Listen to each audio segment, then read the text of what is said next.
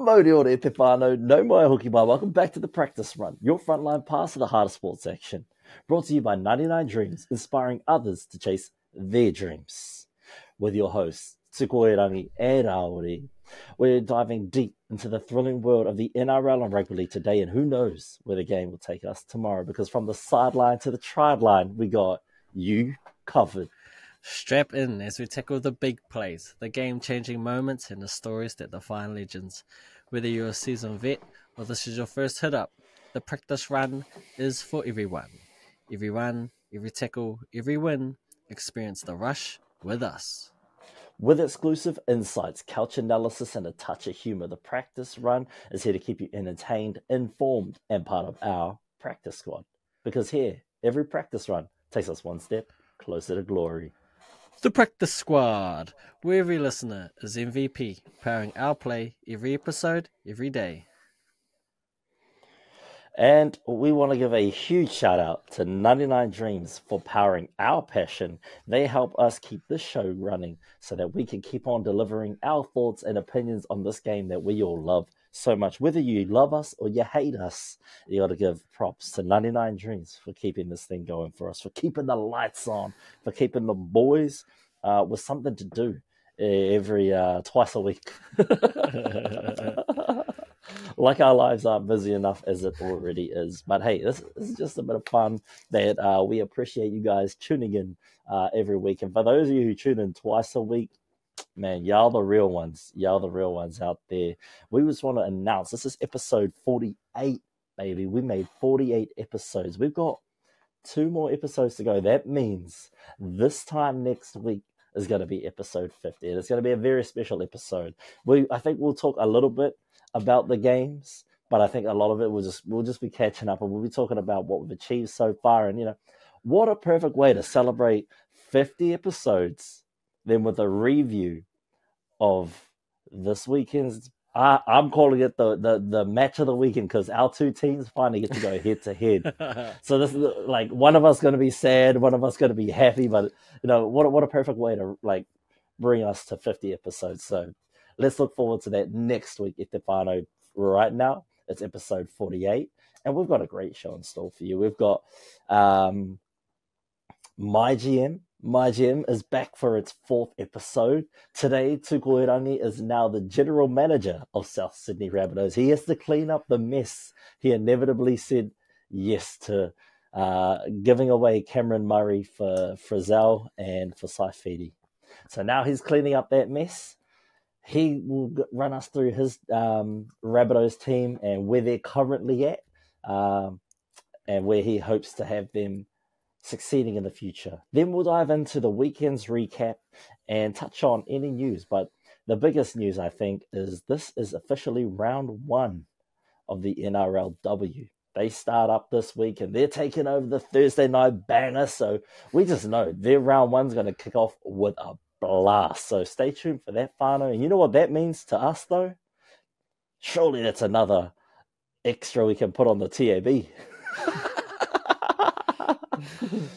But no, look, it's our debut season, so we do want to acknowledge that, yes, whilst the NRLW season will be kicking off, unfortunately, we just don't have the capacity right now to tap in and watch all of those games. But we will keep an eye on how their seasons are going. We just won't be watching all of those games. There's just not enough hours in the day for us to live our lives and cover as much of the sport as possible. So we will be keeping an eye on it. We'll be keeping, what's the word? The finger on the pulse. Early predictions on that one. I'm going Titans. I think Titans can get back to the grand final this season. I think it's going to be Titans Broncos. Broncos got a few former Black Ferns playing for them. They got what's her name? Stacey Walker. Yeah. Stacey Fluler, eh? Yeah. Is it Walker Fluler? I don't know. Fluler's her maiden name. Oh, so Stacey Walker. Yes, that's her married name, yeah. Wait. No, other way around. Oh. Stacey Walker, she's a Walker that married a Fluler. Nah, she was a Fluler, married a Walker. Let's Google. Let's Google this real quick. Let's go. Stacey Walker. Because what? She's Roda's ways, eh? I don't know. What does Ni mean? What? A birth name. Oh, her birth name is Waka. Her married name was Flula. But didn't she? I thought she got married. Yeah. I'm confused. But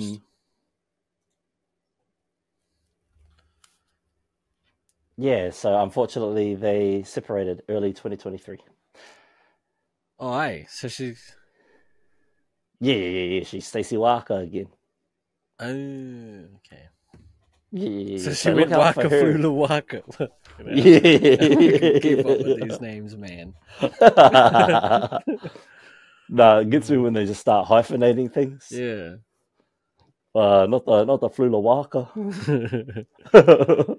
Anyway, we're getting off track again. I've been doing this way too much, man. I've been doing this way too much lately. Let's get back to the show at hand.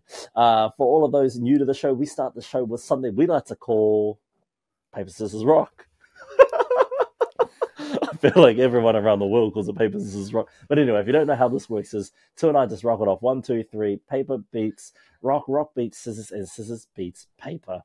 It's no one knows who wins. All we know is you got a winner on the day, not the season. Someone else can go back and count them all. Let us know in the comments down below. Thank you.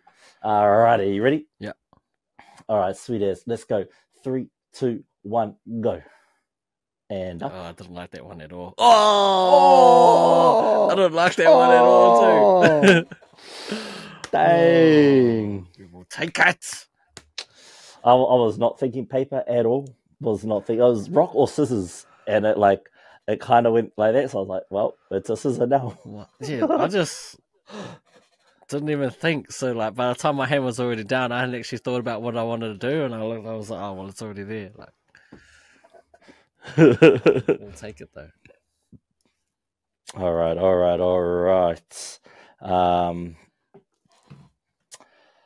Let's get into what did you get up to in the weekend, man? How's it been? What have you been up to? The weekend was pretty chill. I was just tired. Coaching Saturday mornings now, so that normally takes up a lot of my time. By the time Saturday rolls around, I'm just too tired to do anything. And then we've got High Rocks training every Sunday, which takes up, it doesn't take up my day, but it does ruin me for the day. The body's always sore on Mondays. We're starting to get back to it now. Wasn't too sore today, which is pretty good. But yeah, still got a lot of work to do though. Got a lot of editing and stuff that I have to do. First time doing it, so I've got no idea what I'm doing. I pulled out the YouTube clips, the tutorials, while I'm editing at the same time. I gotta speed, gotta go through this quickly, man. But yeah, so we're busy. But the body's just saying, I know you got a lot to do, but we need a rest, man. The body's just sore. So the body ends up winning most of the time, end up just sleeping. So yeah, not so much. Even though there's heaps of mahi to do, heaps of stuff to sort out, it's just trying to find time for it. And yeah, that's pretty much been me. What about you, bro? Yeah, bro. Nah, it's been a hella busy week last week, and so this weekend for me was just a lot of rest and rejuvenate. It's just been hectic, man. We're building multiple courses for a lot of different projects, and they're all coming into a culmination where today everything starts. So there's a lot of registering people last minute, getting people online, even though they've got their usernames and all that kind of stuff. They still don't log in on time.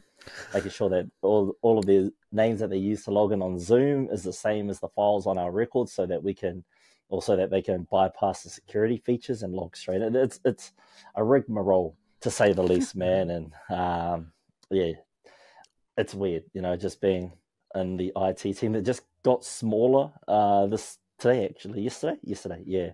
One of my other associates, she's moved on to a bigger project, working for the iwi and working out at Pariaka. So it's just me and the IT team now, man. So what do they say? Many hands make light work, and when they're all gone, you're fucked.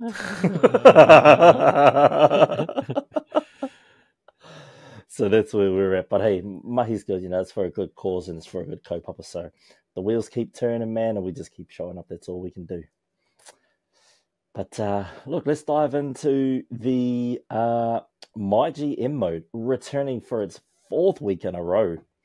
I think this is probably one of my favorite segments, just because it's kind of fun. You get to put yourself in this like what if scenario. So for those joining for the first time, our GM mode is a segment where we kind of just put on our fantasy caps for a little bit.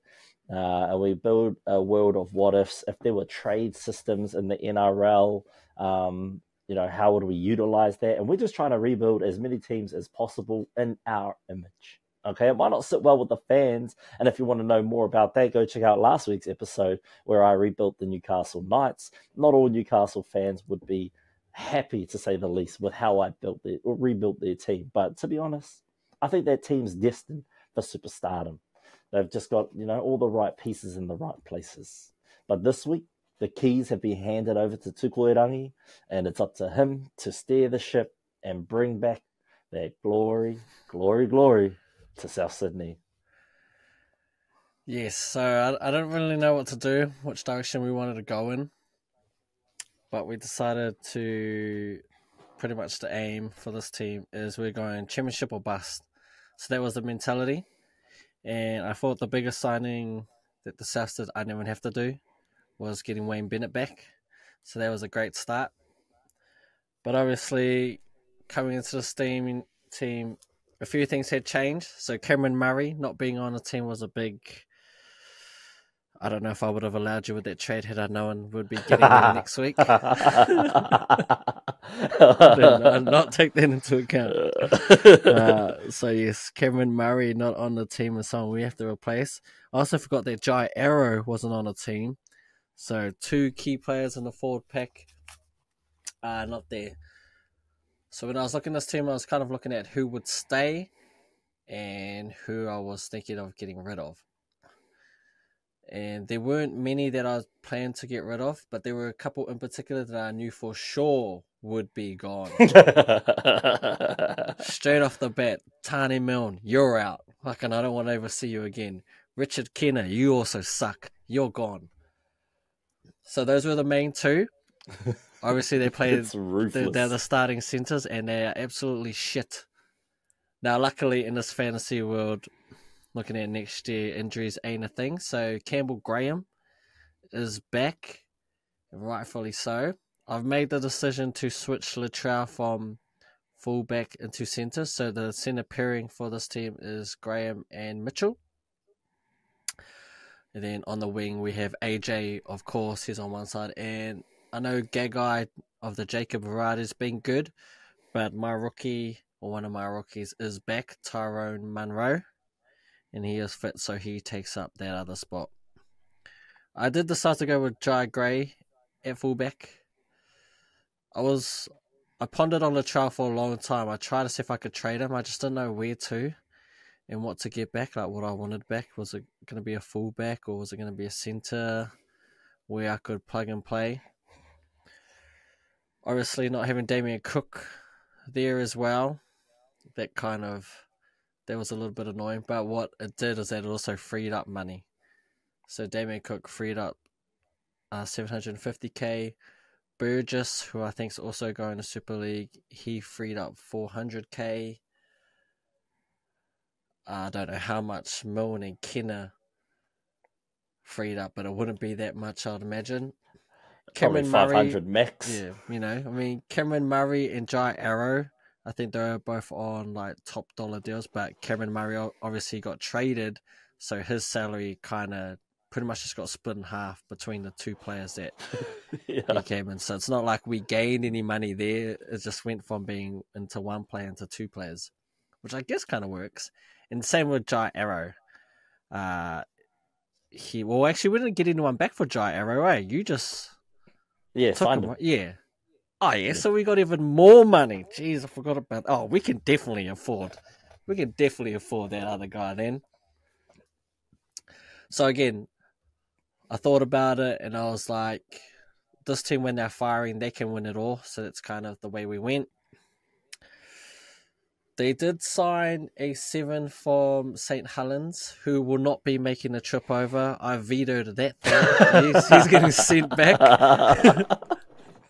We're sticking with the Walker White and halves pairing. So Lewis Dodd, I think his name is. Yep, get your ass back to St. Helens, brother. Your services will not be required, which again frees up more money. I think he was on like 600k. So we have freed up some money, and where we've used it, I've used it for players that they're pretty much going to be hit or miss. They're either going to hit a home run or strike out because they're kind of a bit, what's the word? They can be fiery. They can put on a big play. They can be a big time player, but they can also end up in the bin and on suspensions for a long time. And they're not really known for like being the fittest players. But I'm hoping Wayne Bennett can get the best out of them.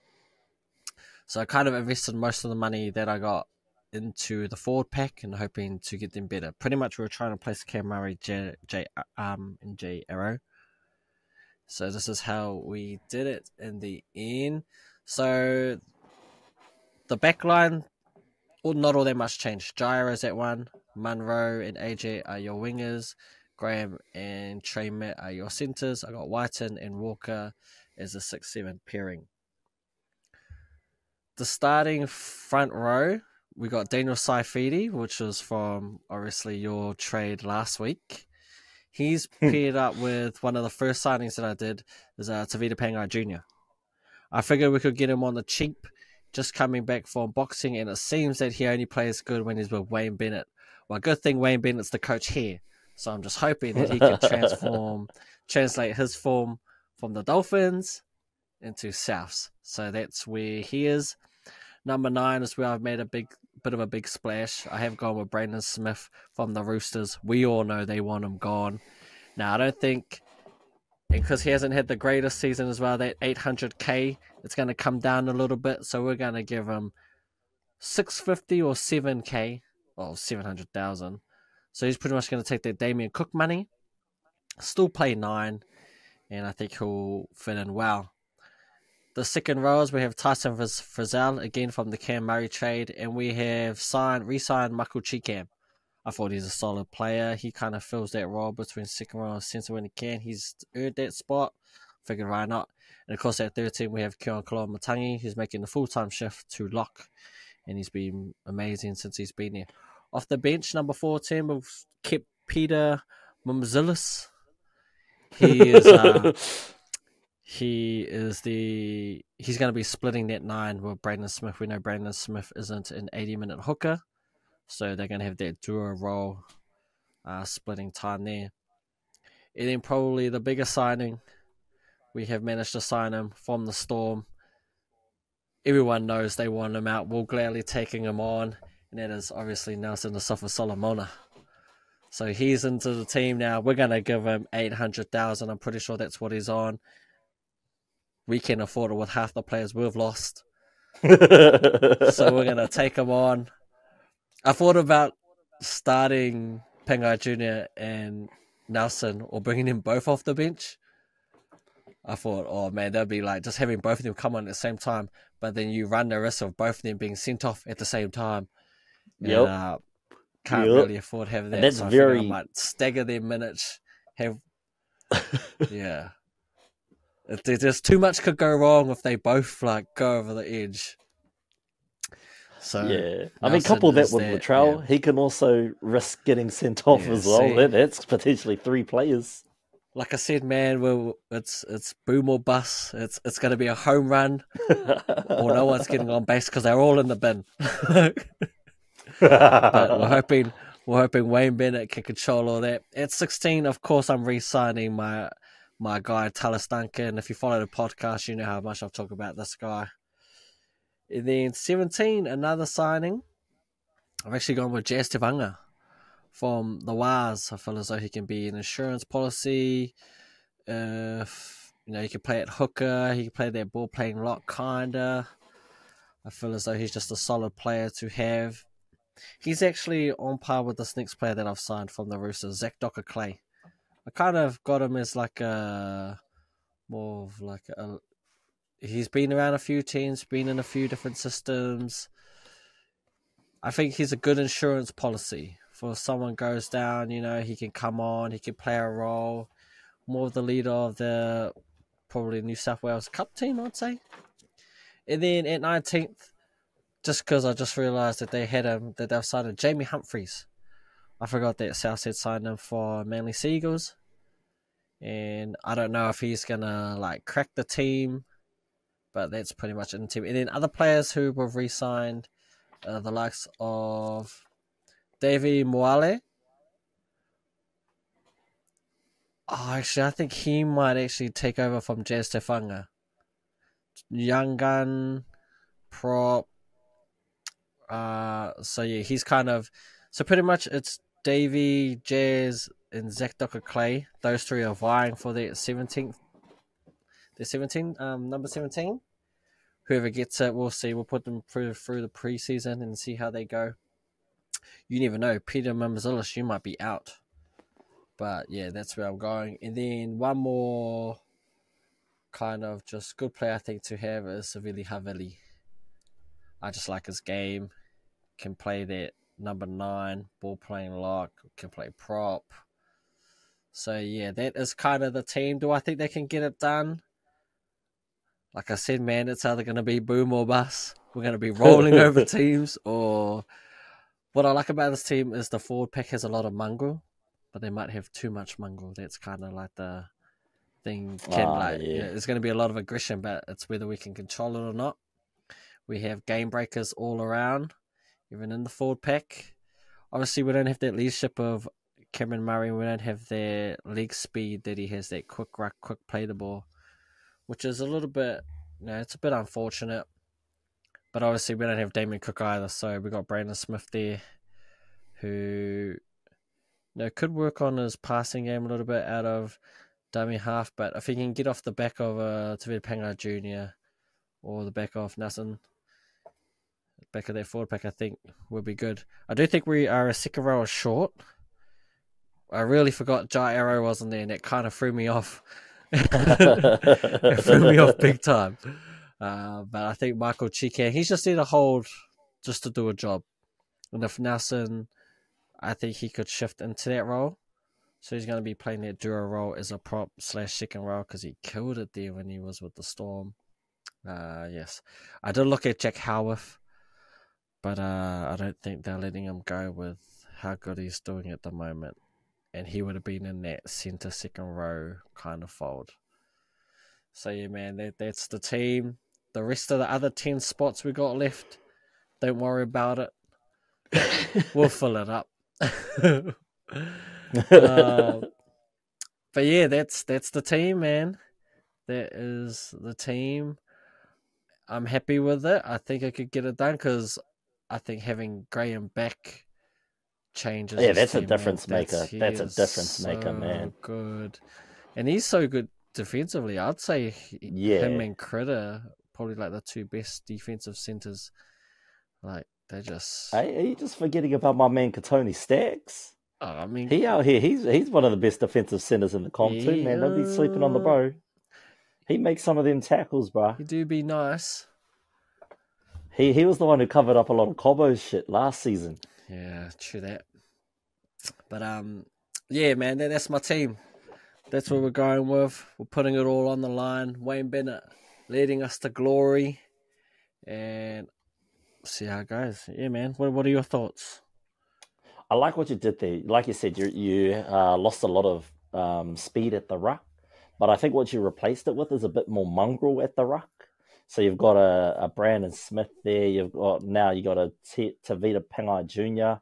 You got a Nelson Asofa Solomona. Yes, those two players are great impact players, but yeah, like you alluded to, man, they are either going to win you the game or they are going to cost you 20 minutes in the bin. And probably half the season on the sideline. Yep. Just because, they got their old school mentality. Them and Cordell Jarrett, they all cut from that same cloth. But I think Cordell Jarrett a little bit more hearts. I think he's cut from a different cloth. I think his cloth, he was cut in the 90s. But no, look, I like the mongrel. I like the weight of your forward pack. I think you got heavy hitters. It's going to be tiring for anyone to tackle those guys, especially if you get plenty of ball in hand. You got a lot of skill out the back. Latrell in the centres. A lot of people, and I think I'm one of them, he's an electric player wherever you play him. But man, is he something else in the centres? Because who gonna guard him? We just talked about 3 of the best defensive centres in the comp. But if they got to keep going at him, eventually those walls break. And that's when Latrell shines, whether it's a tackle and then a cheeky offload flick pass out the back there to the winger to dot down, or if it's just straight, strong step and then power over the little fullback, put it down on the line. You know, Latrell's just a game changer. He's high impact and definitely deserves a lot of praise. Did you keep Shaq? Yeah, Shaq's in like that 20 to like 25, you know. Sad. He like rounds out the team. Yeah. He's a what is it? He's a morale pick for Latrell. He's a Thanos. Yeah, that's what he is, yes. I don't know if he quite cracks the 17, probably not.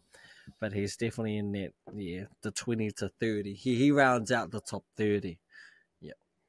Where's your prediction this team falls on the ladder so far? Like, compare him to the Knights, to your Bulldogs, to the Broncos. Where do you think this team sits? Told you, man, we'll boom or bust.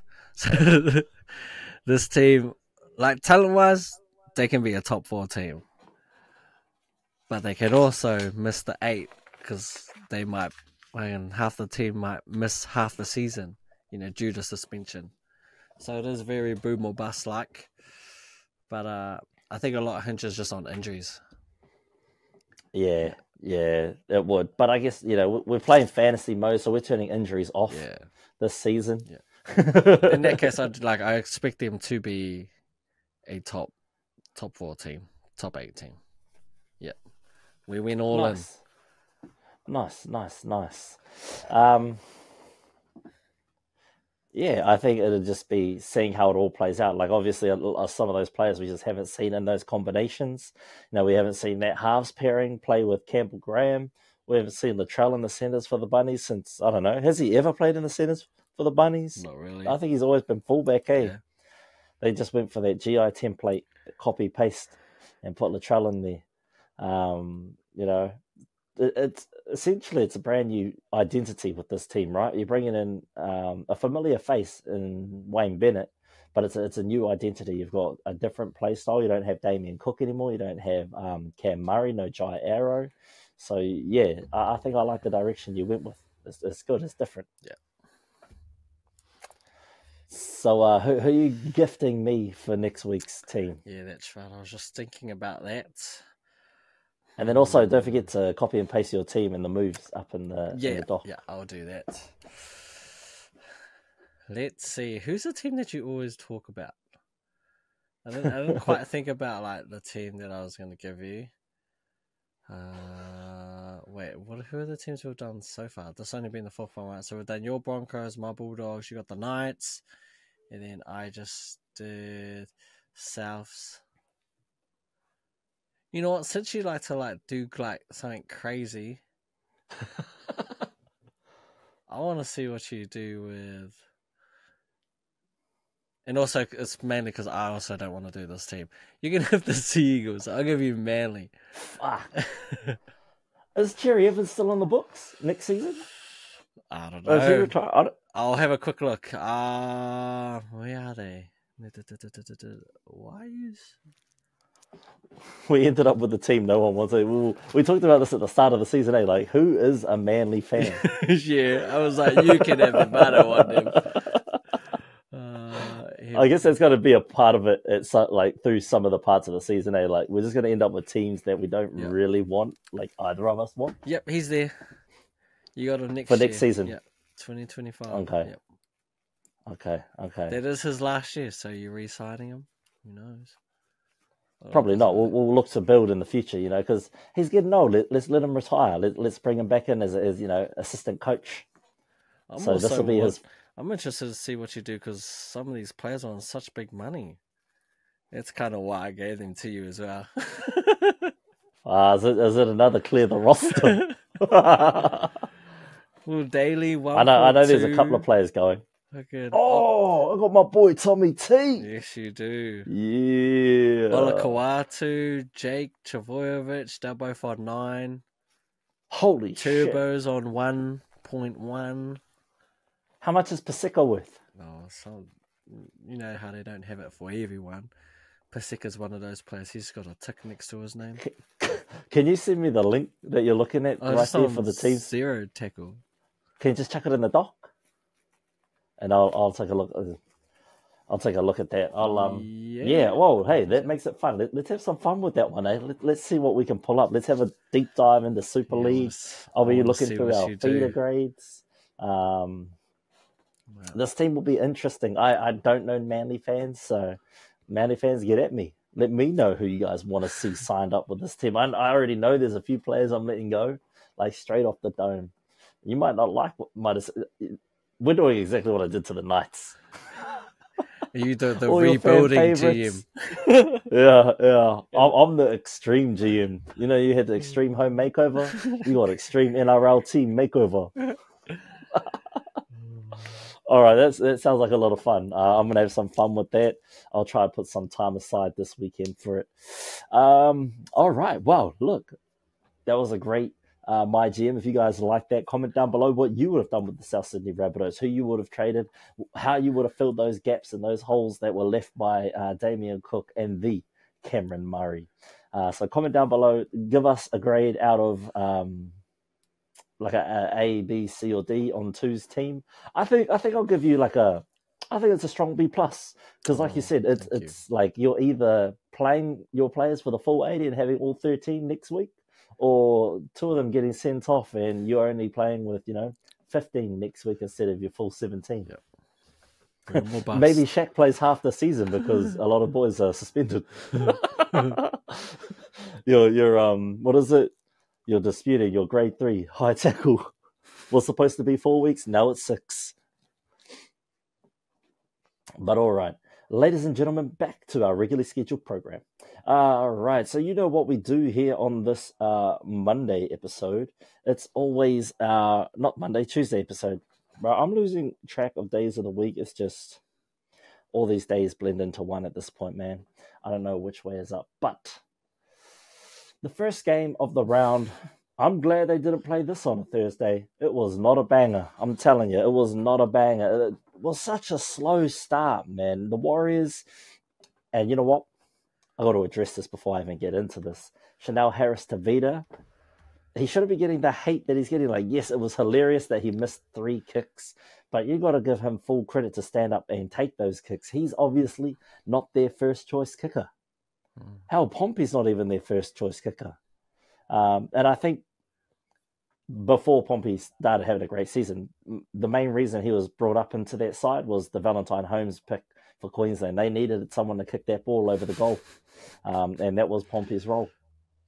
There's, Mitchie Barnett put in a beautiful left foot kick in the second half on 5th tackle because he just ended up being, I think, at hooker or first receiver and no one was there to take the ball. So he just put in a kick over the top, and it was a beautiful kick. So I thought, frick, maybe give him a go. But hey, full credit to Chanel Harris-Tavita for standing up and making those attempts.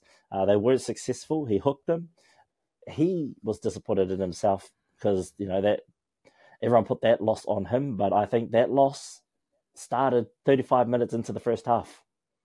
Hudson Young got over for 2 tries, and I think they got one more try. Because what was the halftime score? It was 14s.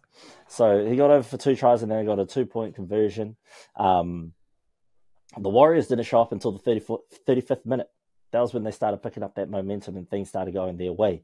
Before then, Raiders were having their way. Fogarty was putting up kicks that no one wanted to deal with. It was just an impossible barrage from Fogarty in that first 35 minutes. So the Warriors were just put under the pump from then onwards. It's so easy to put the blame on one person for missing kicks. But when you look at the bigger picture, why did it take you 37 minutes to get into the game? You're not the Tigers, It's and when your season's on the line, I understand you lost Tuopiki, you lost Pompey, And who else went off at one point? There was another one, eh? They ended up with 2 second rowers playing in the centres. Is that what happened? Yeah. So same as when they lost to the Bulldogs. They had all their backs depleted and people were playing out of position. Same again this week. So it's an unfortunate situation the Warriors had to endure, losing players being shifted out of position. So the Raiders, for a long while there, through the middle half of that game, they just didn't know how to adjust. You got 3 Warriors playing out of position, but Roger, man, and fullback, he looked great. I can't deny it. Fullback's his natural position, and it's where he should be. But if they're going to keep trying to get Charles Klokstad in the game, Chance has to be fullback, and Roger has to be wing. He looked good on the wing for his 20 minutes, or maybe even 10 minutes that he was on the wing before Tuopiki got knocked out, which, man, that's unfortunate. That's the second time he's been knocked out in consecutive matches, I think. So he needs to find a way to protect that head a little better because, he's a phenomenal talent. And if they lose him too much to head knocks, it's going to be, playing that what if. He's, in my opinion, Tuopiki, if he puts a little bit more beef on, he could probably be their number 1 fullback in the next year or two. He's that good. Ooh. Or he's going to get scooped up and play somewhere else. He's got that raw talent. Not quite as raw as a Reece Walsh, but he's athletic. He's got the skills. He's got that fearless mentality when it comes to attack. He just knows how to read the game. It's just unfortunate head clashes, which has reduced his visits to the field. But look, Warriors, you need to play for the full 80, and I'm afraid to say it, that might have ended your season. It's a very, very steep climb here on out to get into the 8, and you've got to be very disciplined and just a lot of luck, I think. You guys have been unfortunate to have injuries the past few weeks. I think Sean's due back soon, and if, Harris DeVita can't kick, well, Tamati Martin's going back into that 6 and Sean's coming back into that 7 because someone's got to kick the ball over that goalpost when you score. One thing I will say is Tamati Martin took a long time to get the ship started, to start getting all the boys attack on the front foot. It took a long time, man. And, for someone who had a lot of confidence coming into these weeks, directing the team where he needed it to be, he just looked a little bit off. He just had an off game, so it was tough. Our boy Danny Levi from the start of the season, man, he might not even have a jersey next year because, Starling, oh boy, can he play, man? He just looked like a man among boys out there through the middle, bro. He was just fast play the ball. He was strong in the tackles, strong in attack. He makes the right decision. The ball goes where it needs to be. I like the look of the kid. And it's that cheeky mustache. He reminds me of that stupid Australian rugby union player, Nigel Thornberry. You know the one? I think so. Yeah, I feel like he wears those Jesus sandals. He's that guy. What's his name? Nick White or something like that, eh? From the Wallabies. Yeah. Not a fan at all. The Raiders were definitely stoked to have Jamal Fogarty back. Yeah, his leadership and kicking game is just phenomenal. Similar to how the Broncos responded having Reynolds back. Yeah, Fogarty just helped calm the Raiders down, leveled their game up, and Hudson Young, he was my man of the match. I do know Tarpany just tore it up through the middle, but Hudson Young's ultimate opportunist. He knows how to score tries and just makes it happen. He's like a Palangi David Fafita, just big meathead that just gets over the line, man. And I can see why he got selected for Origin. It's just hard luck there. Didn't get to continue playing for them because they just went a different route. Still work for the team, and he's going to be there in the future. He's got a long career ahead of him. The Raiders, I think, if they keep this momentum going and Fogarty stays healthy, I think they're looking at a chance to sort of scratch into the 8 but I think they can get there. The season's not quite over for them, and they just got to do what Ricky tells them to do: show up on the day, show up for one another, and keep on trucking, baby. As for the Warriors, look, come back stronger next week. Who do you play this week? Is it the Tigers? Mm-hmm. Yeah, it's the Tigers at home on Friday night, Not the hardest game on the it's not the hardest game that you guys are going to play this season, but we did see you get 66 put on you by the Titans, so there's that as well. That's my recap of this game. It's just, look, it's an uphill battle for the Warriors. If they are to be successful, I think Adam Fanua-Blake needs to step it up a little more. Eh?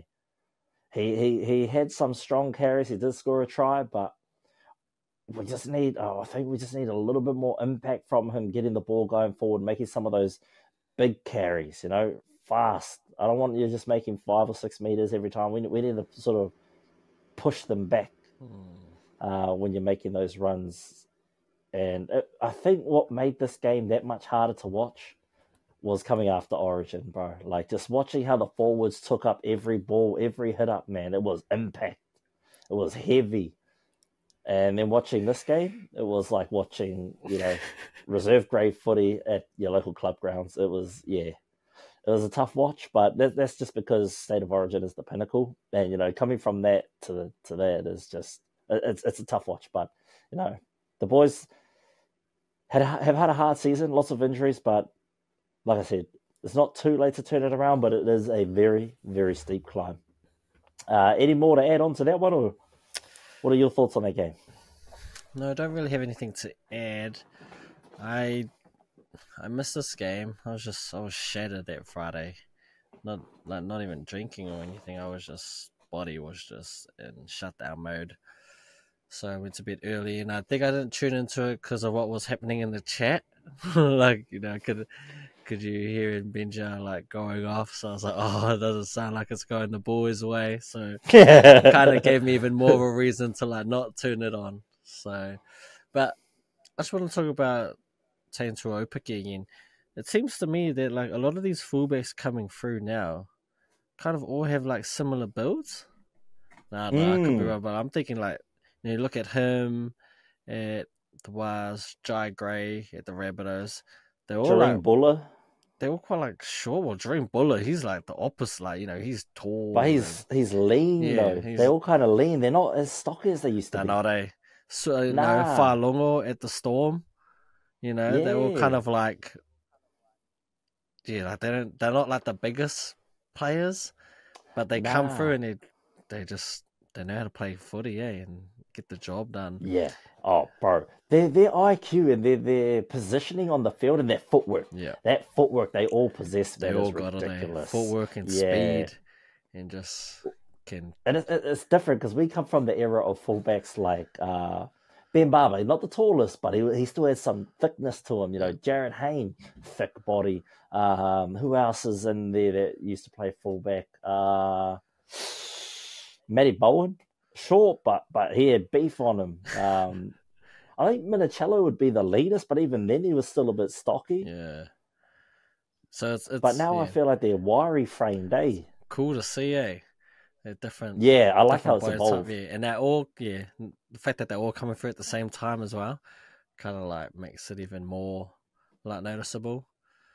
But yeah, man, that's all I got. I don't really have anything else to add. So with that, we will move on to the second game of the week, the first game of Super Saturday. The Rabbitohs against the West Tigers. And boy, the Rabbitohs put a number on the West Tigers. This game will forever be remembered, I feel as though, as the Damien Cook kicking masterclass. Because no one saw. After what happened last week and Cody Walker, missing, 4 kicks or whatever. Yeah. They had to switch it up. Now, I don't think even the TAB had money on Damien Cook being the kicker. No one saw that coming. But boy, I didn't think he saw it coming. He kicked him from all angles, from the sideline to the try line. He had them covered. He had it, and it was and I think he struck it with confidence too. He seen the first one go over, and he's like, "Oh, okay." And then started nudging him from the side, And whatever made this game more remarkable is, I think I missed the part where the injury happened, which shifted him to centre. And he played good. Like, you know what I mean? Like this, He played mean. He played really, really good, man. And in the preview show, I did expect the Rabbitohs to win, and I did expect them to, in a lot of ways, absolutely smoke the West Tigers. So that wasn't a surprise. I think one thing that is alarming, though, is that they did give up 28 points. That's kind of, obviously, like, that's a lot. And the West Tigers, this was the third game in a row where they have given up 40 points. So they pretty much like want the wooden spoon, which I think I'm still hoping the Eels get. But it was really just back and forth, man. Like, Rabbitohs got off to their hot start, 2 tries in the first 10 minutes. You were kind of like, oh, this game's going to be over real quick. But then the Tigers came back, Lachlan Galvin. Bro, they had 2 real good, like, over 50-meter, like, tries, like, coming out of their own end. So it was good to see. So they can still play. They still have moments when they shift the ball. They look dangerous. They're just few and far in between. Yeah. It's just, and then I don't even know what happened, like, just before halftime. I feel as though the Rabbitohs just pretty much just knocked off early. Like, they were thinking, oh, yeah, no, 1 minute left. Yeah, here you go. You have the last set. Nothing's going to happen. And then the West Tigers just, again, shift ball early and managed to get that try pretty much bang on halftime. So there was, they had life. And then to score first after halftime, it was just crazy. I mean, they had the lead, and then it just, from then on out, just wasn't meant to be, Rabbitohs finished strong. I mean, the turning point pretty much was that sin bin. You know what I mean? Like the Caesar sin bin essentially just cost them the game and any chance of a comeback. Overall, it's what you would expect the Rabbitohs to do. I mean, AJ gets that much closer to 200. He's at what? Mid 190s now for tries. I think either 93, 94, somewhere around there. And yeah, I mean, it was just a quality showing from the Rabbitohs. They still got things to work on, but they got the job done. They won. They kept themselves in the hunt. Now there's this huge logjam from points from like 4th all the way through to like fucking wherever the Rabbitohs are, because I think they're on 20 points now. My Bulldogs are only they're on the same amount of points as you guys, I think. I think you're both on 20. Probably. My Bulldogs are only on 24. Oh. So it's now obviously our for and against is really good. And the teams that are outside the 8, their for and against isn't that great. So we do have that going for us. But never say never, man. These Rabbitohs are coming and they are finishing really, really strong. In terms of the West, we're all on the same. Us, Rabbitohs, Knights, all on the same points. We've got 25. They've got -90, and Knights on -97. Oh, there you go then. Yeah, see, your guys' points differential is really, really good. Well, outside the 8 it is. In terms of the West Tigers, I mean, the season's been over for a little bit now. You're just waiting for Luai to get there. Taruva's coming, so you do have good players coming in. Bro, I like these Fainu brothers, eh? Twins. Oh, yeah, they're twins, right? Actually, yeah, well, there's 3 of them. I'm not too sure about that, but I know they're brothers. Bro, there's 3 of them. One plays, one starts. He's the starting second row or in that second row, and the other one, he's a half, bro. Yeah. He's good, man. I feel as though he can be their like Dylan Walker type. Like, I'd put him at 14 and then have him play through the middle, be that ball playing lock. He's got he's a big boy,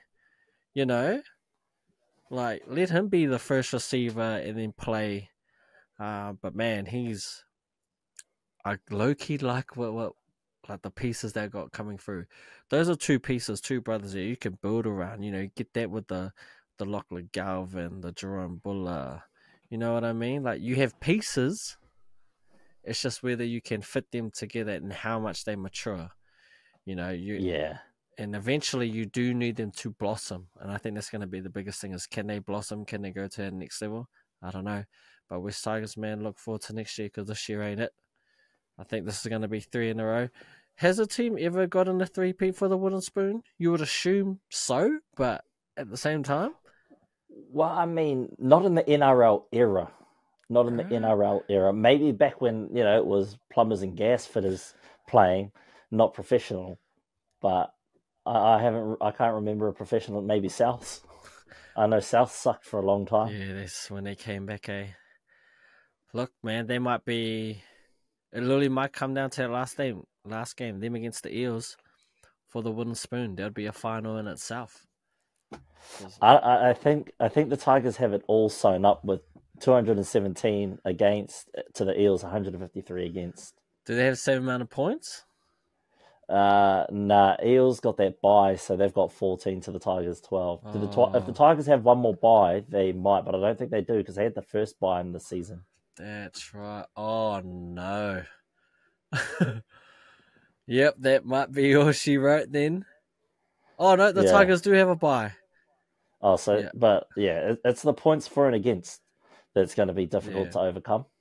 Yeah, no, definitely. If they end up on the same points, Tigers got it. But I think if they end up 14 points and going into last game on the same points, then it'll be winner take all. Unless somehow that ends up in the draw, then it'll be the West Tigers that get it because their points for and against is trash. It's 64 points difference between the two teams. That's heaps. That's a lot. That's a couple of games. Yeah, that's a couple of games where the Eels have to lose and they don't score a point. Yeah. But the Tigers also have to win a game. But yeah, man, that's pretty much all I got for that game. If you got anything to add, feel free. If you don't, then just move on to the next game. Yeah, I'll talk a little bit, just because it was amazing to see what Damien Cook did, especially at centre. And now we know Shane Flanagan likes to create, masterful players out of different positions. We've seen Lomax turn into an origin winger. From being, a centre with huge potential, he became a gun winger, probably Dally M winger, if we're honest with ourselves. So, might not make an origin centre out of Damien Cook, but I mean, he could potentially turn him into something where, he's getting looks. I just say, I'm cautious here because I'm also, Damien Cook's not the youngest of players out there. he's about 63 in league years. He's on the verge of retirement. He's got a couple more years left in him. So I think Flano would probably be a good coach to get whatever's left out of Damien Cook. And it's good to see that Damien Cook can kick because they're losing their premier kick player next season, the Dragons. So good to know that someone out there has got that low max confidence to kick from either side and still just have a good go at it. Over to the Tigers, yes, although your season may be over, just have solace and maybe tune into all the Panthers games because you've got a few Panthers boys coming over next season. So analyze your future players coming in. Look at Luai, look at Rawiri. Is Rawiri coming over? Yep. Yeah, so two big players from the Panthers coming over, so keep a big eye on them because, I think Luai, and I was skeptical at the start of the season about that signing, but I think after watching Origin, I think Luai is going to be the perfect choice to help turn that club around. His maturity as a leader in the absence of Nathan Cleary has just been phenomenal. I've been super impressed with his leadership in the absence of Nathan. So, Tigers fans, you've got a lot to look forward to next year. Yes, this season was a bit tough. Shout out Vince. Tigers till you die, I guess. Wooden spoons till you die. At least we know what to get him for Christmas. Hey, just get him another spoon. Is that both his teams? Nah, the Crusaders came close. Hey, they came close to making it into the. Yeah. Shame. Nah. If you know, you know. But anyway, great game by both those teams. Like you said, Tigers showed brilliance. They showed flashes of what they can do. If they just have a little bit more discipline and the ability to hold it all together, then, we could see some brilliance from this team in the future. Looking over now to McDonald Jones Stadium in Newcastle. The Brisbane Broncos are looking to get 7 wins. That's win number 1. We've got 6 to go, but that includes a bye. So we've got 5 left. 5 wins to go, right? Or is it 6? No, we still need 6 wins. 6 wins to go. That's 1.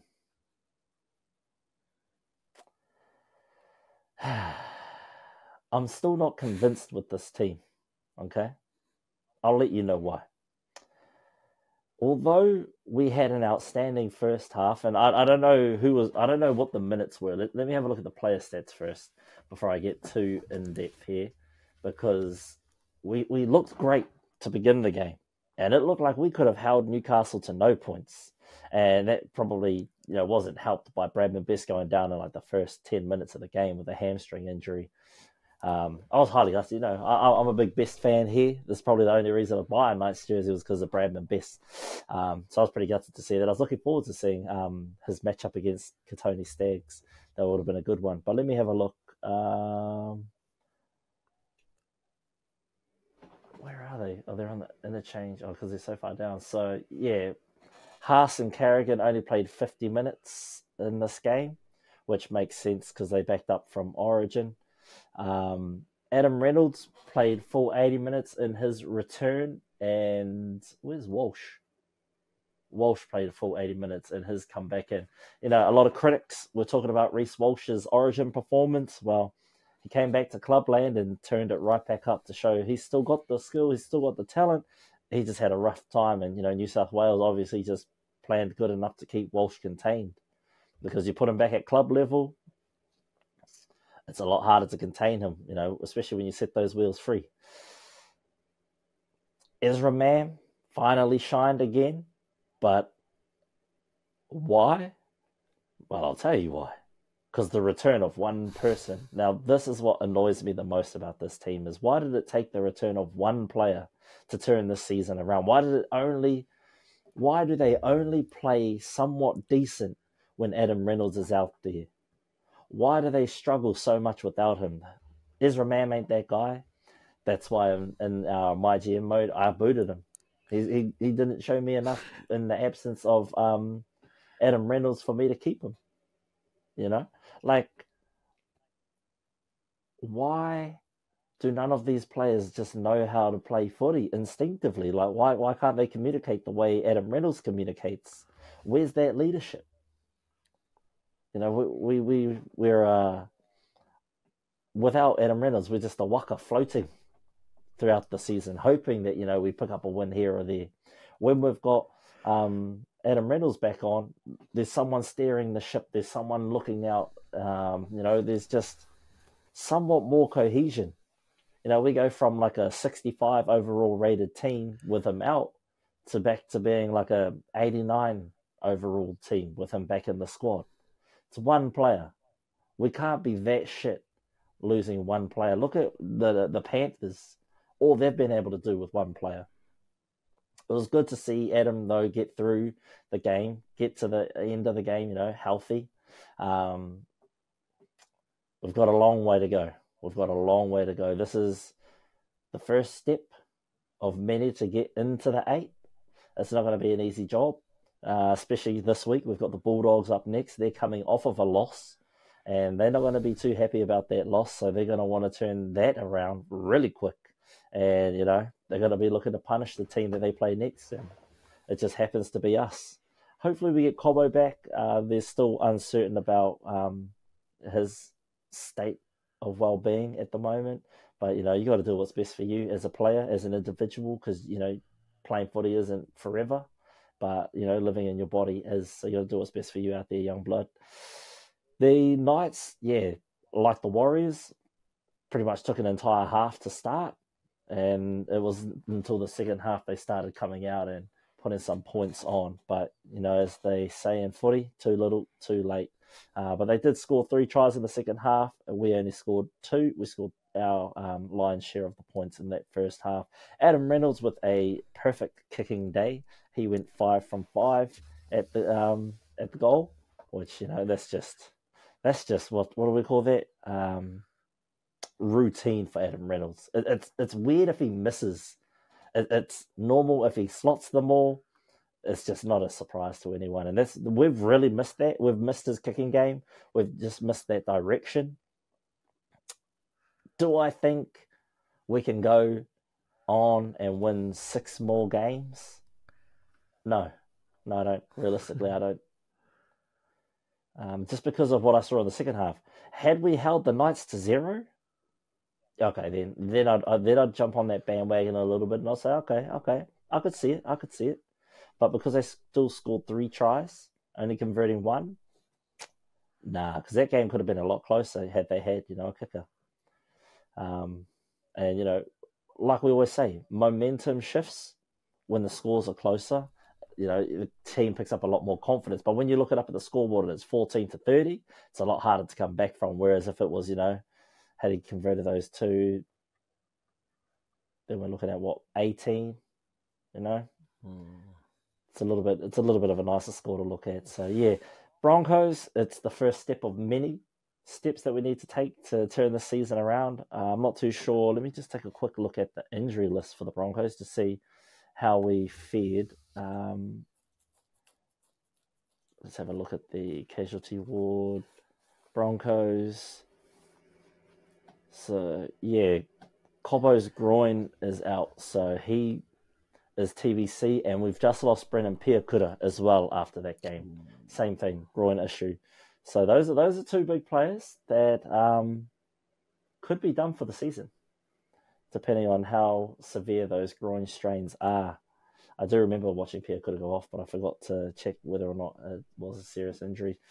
But yeah, it's going to be a tough next 6 games for the Broncos, but it's not impossible. It's just going to be difficult. Yeah. What are your thoughts on this game? I think it just goes to show what the man's worth, eh? Reynolds, he just completely changes the team. There are a few players online in the league where you just take them away from the team and you just get completely different. I think Reynolds is one of them. I think Kalen Pong is another one. Like, the team without them just looks totally different. Sometimes for the better, a lot of times for the worst. Like, I'm just glad we haven't, Burden hasn't got injury, because I'd hate to see what our team would look like without him. I could imagine it'd look not really that great. We saw what the Eels were like, right? Without Mitchell Moses. Wooden spoon team without him. He comes back. They still look like that with him. Yeah, but that's because of the coach. That's because Trent Barrett's a shit coach. You know what I mean? But so you see it. I think teams like Penrith and the Storm are more exception to the rules. And I think that's more got to do with the system they play in and kind of the coaches. So where their main guy goes down, they kind of have a system in place and people that are already ready to take over that spot. Where a lot of teams just aren't. They're just not.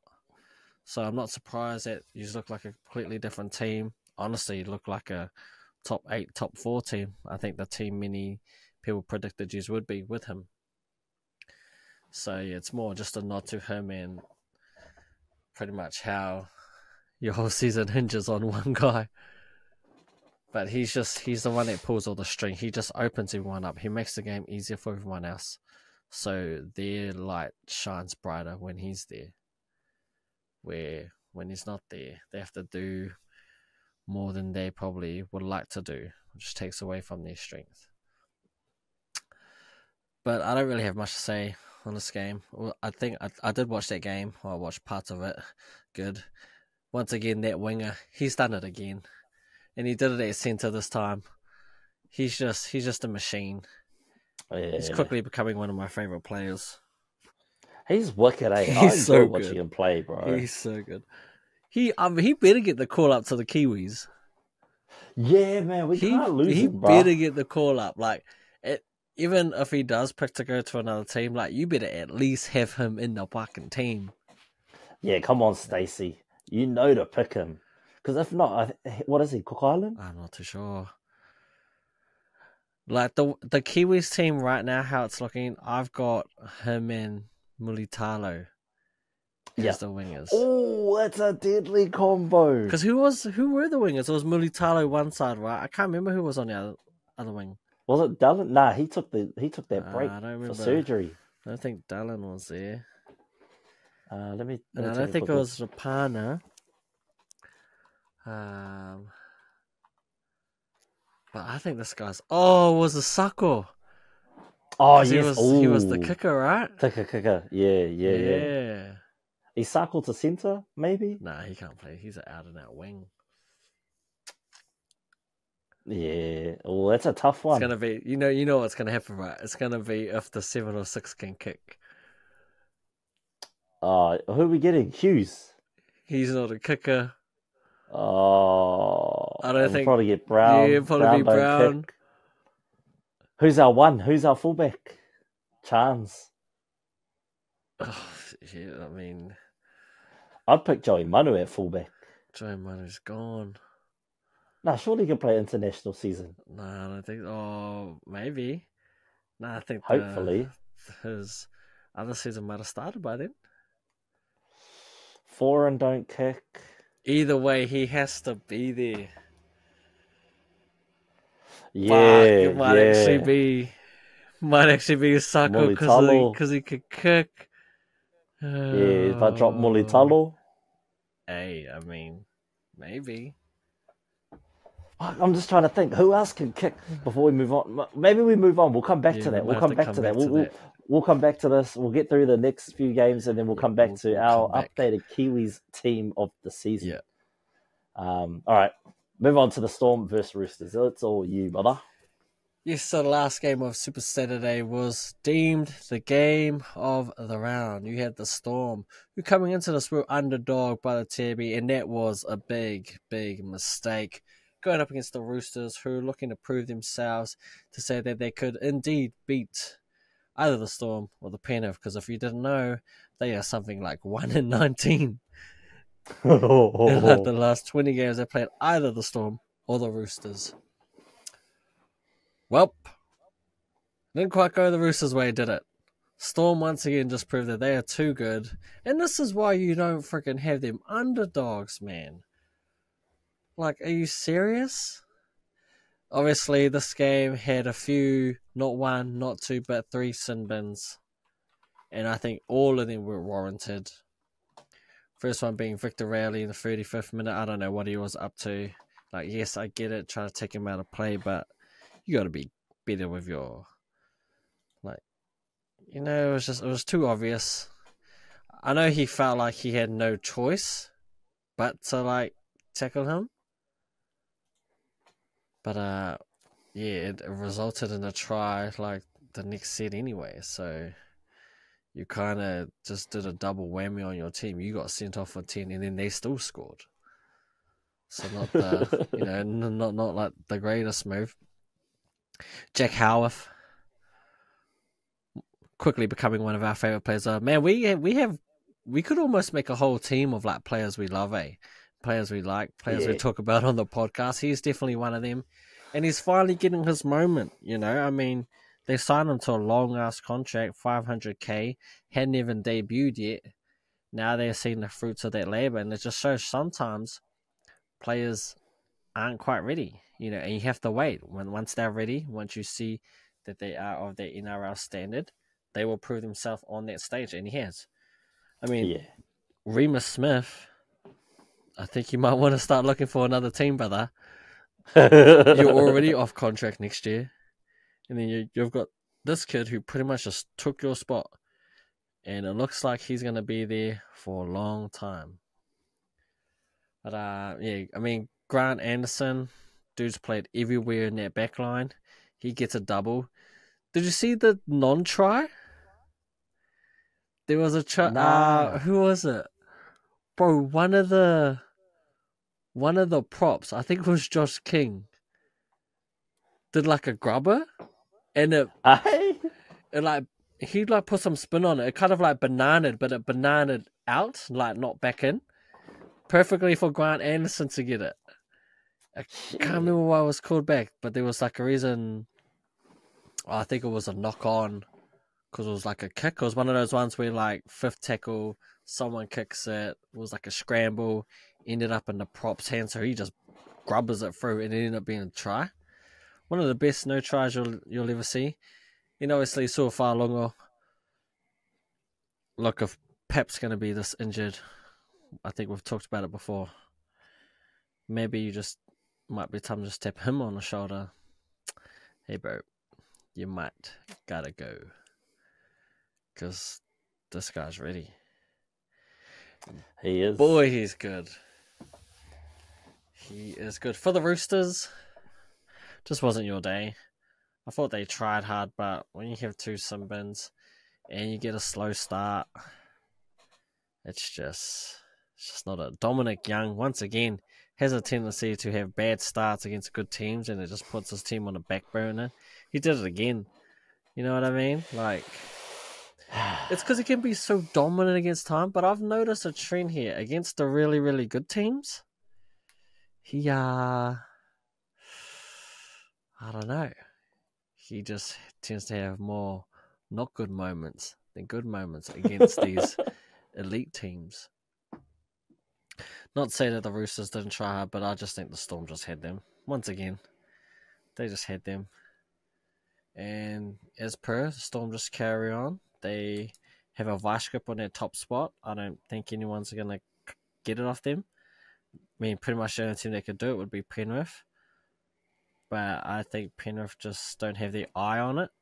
They just want to get through to the end into the playoffs. So the Storm, I do expect to finish as the minor premiers. And the Roosters, man, they dropped the ball on this one. They really need this win. It would have propelled them to third. And not saying that third's better than fourth, because they're probably going to end up in one of those positions either way. But, yeah. Don't really have much else to say. I thought Hughes was good. I mean, he's always been good. He's just solid. Another game at the off, another day at the office for him. But yeah, other than that, man, don't really got much for you. If you want to add anything, feel free to. Yeah, I think well, the Storm are just ramping up, They're ramping up for postseason.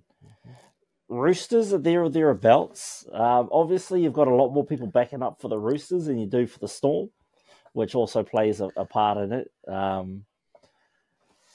Because this was Suali'i's first game back since game one. Yep. They are also, both teams, coming off the bye in round 19. So a little bit of greenery from the Roosters, I guess. But yeah, look, the Storm are looking scary. And I'm kind of glad I put earlier on in the season $35 on the Storm to win the grand final outright. So Storm fans, they probably going to lose. Let's just be real. You guys are going to lose in the grand final. It'll be crack up though. But yeah, look, hard luck. It's been a good season from both teams, and I'm looking forward to seeing where they both end up in the postseason.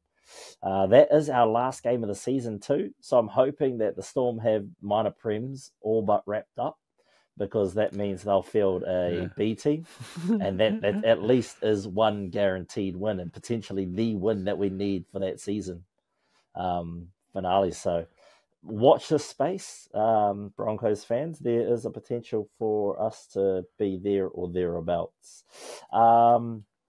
Heading over now to the first game on Sunday, and we welcome back the prodigal son, Panthers. What is he? The Prince of Penrith, they call him. Nate is back. Nathan Cleary, after a long hiatus, managed to play a full game, and boy, did he look good. He did not disappoint in his return, which, also scares me. Why? Because, man, they have just been churning this season.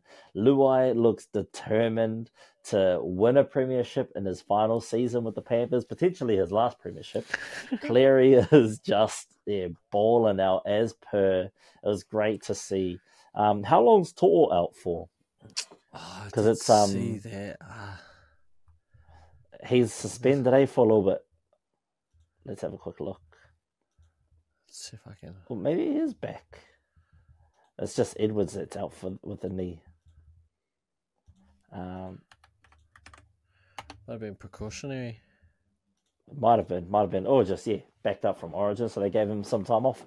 But look, it's just, awesome to see. Panthers just have so much depth in all their positions that it doesn't really matter. Like, we talked about fullbacks, right? And how this is pretty much the fullback era. You've got the hammer, who's just doing hammer things. Then you've got on the other side of the ball, filling in for the injured Dylan Edwards, Dane Lowry. And now Dane Lowry ain't no slouch either. Like, that man can ball out. And, he's been pretty exciting to watch in the absence of Dylan when Dylan goes away for Origin duties.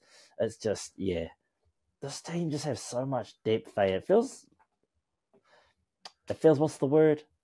Cheating, man. This team needs to be nerfed. Every season they try and nerf them, but they still just come back stronger than ever. Like, how do we nerf this team for real, man? They don't deserve to be this good. Oh man, but that was a game that could have gone either way. It's heartbreaking for the Dolphins because that would have changed the trajectory of their season. Not saying that they're not in the top 8, but man, that like a big win versus the Panthers. That would have been Gangsta, baby. Just, phenomenal game. Where does that leave the Dolphins? The Dolphins are now 7th on the ladder. They would have been 5th,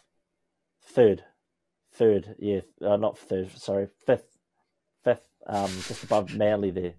No, I was looking at the wrong thing, and I just kept fixating on the number. And then that's not what I was supposed to say. 5th above Manly Sea Eagles had they won that game. It's going to be a close race, I reckon, for the teams to make the 8. Like, teams that are on the outside looking in. Dragons are on the same points as the Bulldogs, Dolphins, Cowboys, but it's their points differential that keep them out of the 8. It's because of their big losses at the start of the season, where they'd have like a big loss, and then they come back and have a win the next week, and then they'll have another big loss. So it was a roller coaster of a start to the season. But no one ever thought the Dragons would be this high up on the ladder at this point of the season. They thought they'd be holding it down the bottom with the Tigers. So I think those are 2 biggest shocks of the season. I think seeing the Dragons as high as they are and the Eels as low as they are. I think those are my 2 shocks of the season. But back to this game. Great to see Nathan Cleary back. It's good for the game, and man, it's scary because he's had so much time off that he's fresh. He's fresh, good to go for the rest of the season. So look out, NRL. 4P is on ways. I think I only caught the end of this game, and I think it was like the last couple minutes, and then it went into Golden Point. I didn't think it would be a close game. I think I had the Panthers winning by a bit, but I mean the Dolphins, they were there. It looks like they had their moments, just couldn't quite get the job done. And you said it, man, Cleary. Someone put up a post. I think it was like one of those random posts, and they had a Panthers theory. Their theory was that because if you remember last year, Cleary was like injured, and then I think he was also suspended roughly around the same time. So there's a trend that the last few years is that, and I think if you go back and check it out, it kind of matches up.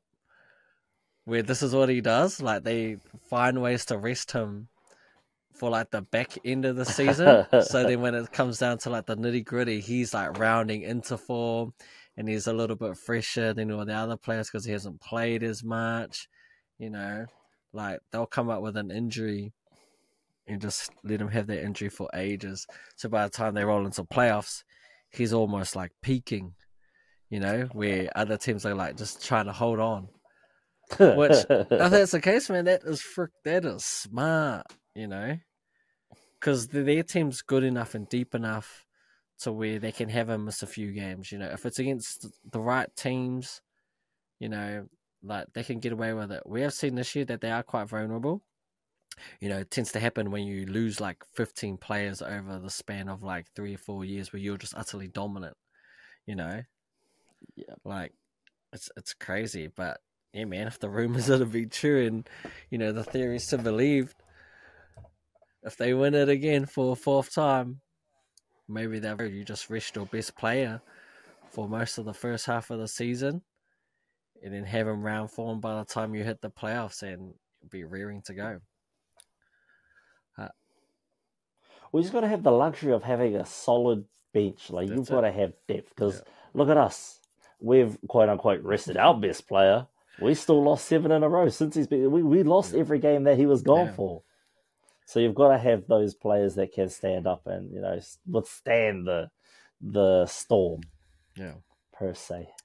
And for the Dolphins, I'm kind of worried about them. I'm also worried about my Bulldogs being one of the teams that just slip out of the 8.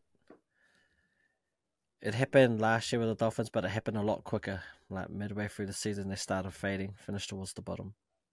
But they're still hanging in there. They're a solid team. They work hard for each other. They have an identity. But man, if there was a win that you wanted, it would have been this one. And again, goal kicking, right? We talked about who's going to be the wingers for the Kiwis. Well, when Jermaine Osaka goes 4-4 and 101 from penalties, and he's the reason why they beat the Souths last week, because he didn't miss a kick where Cody Walker fucking couldn't buy a kick. You know what I mean? Like, you go up in sixes when he's your kicker. What seems to be the case. That is true. And you need to be going up again in sixes to win games at this level. But that's all I really got for that game, man. Don't really have much, and I didn't really watch the next game, so you can kind of... Yeah, look, I'll dive into this next game. Again, I didn't watch it, so I'm just running with a storyline here, okay? Titans, with that loss, they're more or less out of the 8 with that loss there. They needed that one to try and scrape a win in the 8, right? Manly, well, because they're on the odd, it makes it a little bit different for Manly. They've just got to keep getting those wins that, what do we call it? The games you should win, you need to win at this time of the season. If you're, Bulldogs, Sea Eagles, Dolphins, Cowboys, Dragons, teams that are fighting to keep their spot or get that spot in the 8, you've got to win those games that are deemed winnable. For the Dragons, I guess, no game's deemed winnable. Everyone writes you off. But, you've just got to prove the doubters wrong. Unfortunately, the Titans couldn't. Even though Alofiana Khan-Pereira and Bo Fermor both scored. Now, had they converted those 2 tries, that's 12-0.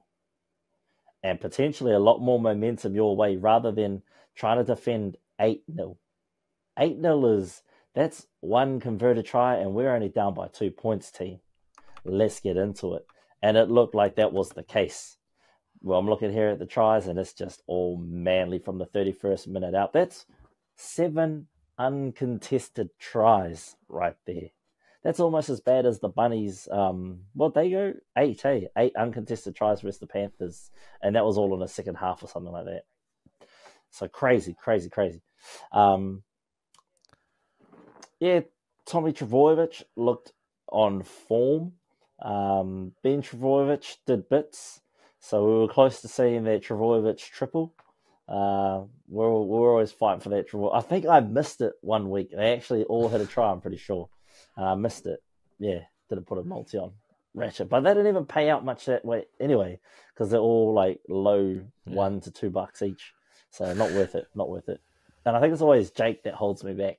Jake's more of a facilitator, a passer. He doesn't quite stab at the line and try and jump over. But look, Manly, you guys can hold on to your spot because you got that 1 point buffer. You're on an odd number, whereas everyone else is fighting on the evens. So even if you get the same amount of wins as other teams, you're probably more than likely to get in because of that 1 point odd. That buffer that just gets you up there. Other than that, I don't really have too much else to say about this game or these teams, except, hey, let's go Manly. I'm rebuilding your team next week. Tune in to this episode for MyGM next week, Fano. Like I said, I also didn't watch this game, so I really don't have anything to say. Which leads us to the final game of round 20. It was my Bulldogs against the Cowboys. And unfortunately, the boys, they let this one go. They slipped up big time on this one.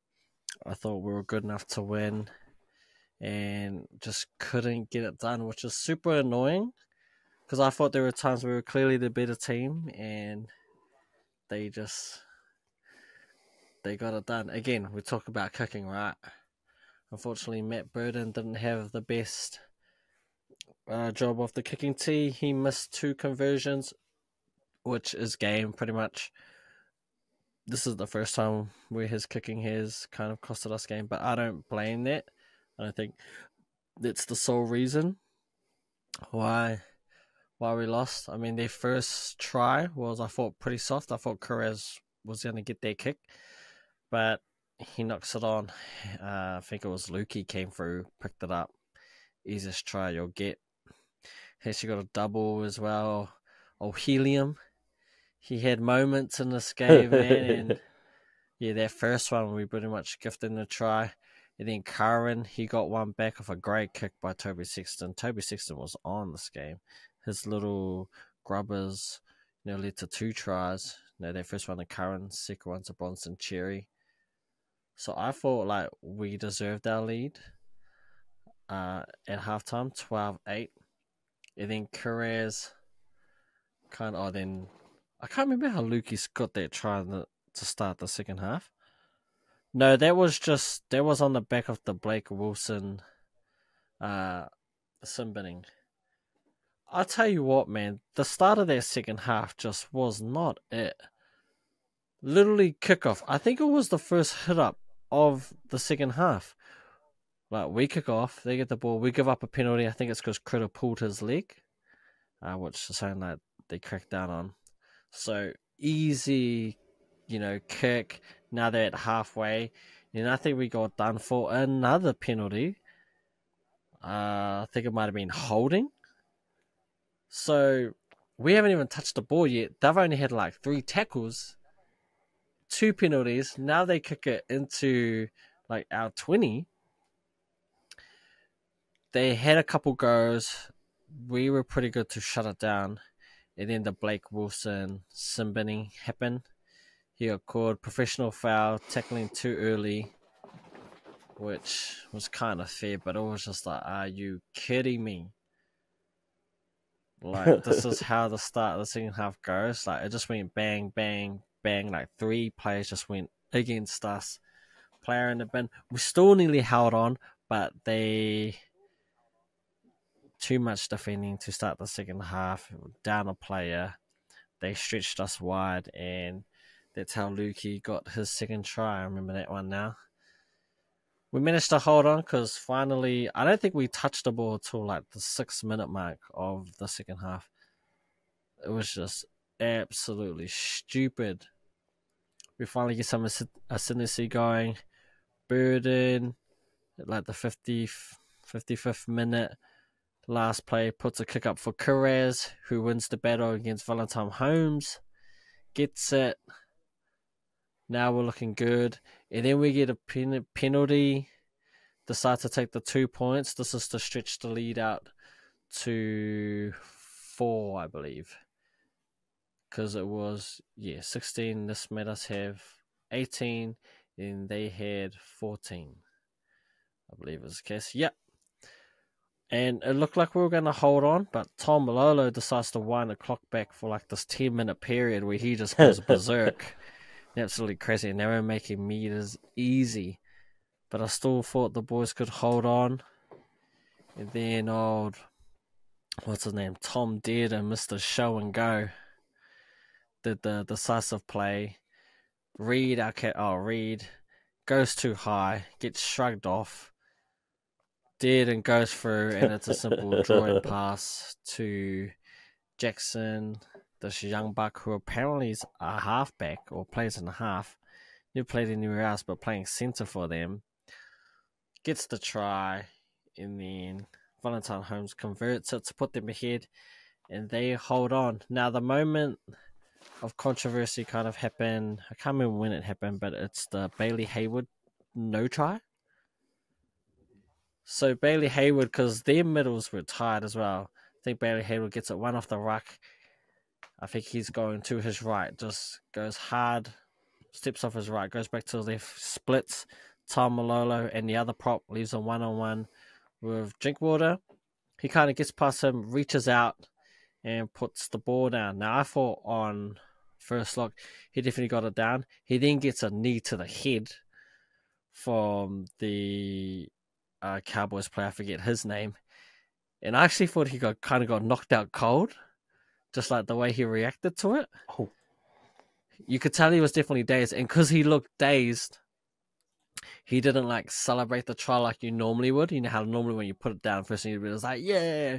He didn't have that reaction. He put it down, and because he kind of got turned as well, he ended up on his back, gets knee to the face. So he's kind of like dazed, and then it's like half a second later, then he goes to put his hand up to like start celebrating. But the way it looked kind of gave off the impression that he actually dropped the ball. So the ref sends it up as a no try. And it's one of those ones where, like, in Union, I think there would have been a try, because there's a point where they zoom in, ball's on the ground, and his pinky's still on the ball. But, you know, like, league, it's like if you lose the ball because it started moving out of his hand, it's the whole thing of, like, you have to re-grip it. Yeah, so I'm thinking that's why it got called a no try. It's because it got sent up as a no try. I think if it gets sent up as a try, they wouldn't have been able to overturn it.